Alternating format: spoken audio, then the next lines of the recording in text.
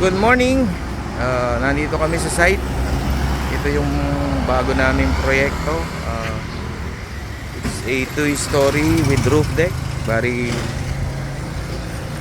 inuumpisa na excavation at saka clearing nitong mga puno at lahat mga debris.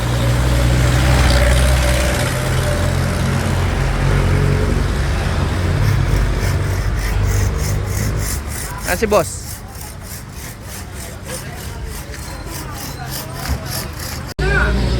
Nasa excavation na po kami. Ito 4 na, ay 5 pa lang ano to, footing.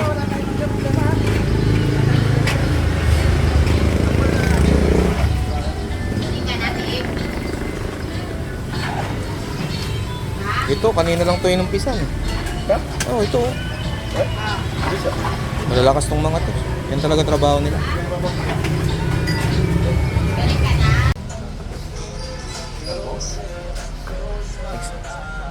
Magamit ng panggatong. Bigyan mo siya ng isang? Meron po kasing dalawang malalaking puno, isang nara tsaka isang langka. Obstruction siya sa construction kaya obligadong tanggalin. Tumambak na rito yung mga dahon, sanga.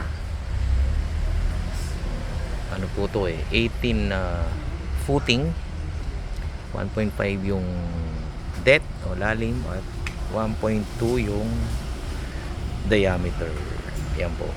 Ito po yung aking foreman, itong napakalaki at napakagandang lalaki. Ay, hindi, contractor pala. Ito pala yung lead man. Ito naman yung boss ko, si John Ro. John, nagutom ka na? Oo, boy. Ano yung order mo? Pares.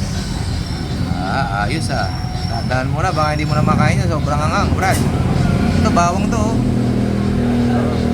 Kakain muna kami. Ito yung construction namin, katabi lang mismo ng kainan. Mga kainan dito, marami. Okay. Lunch time.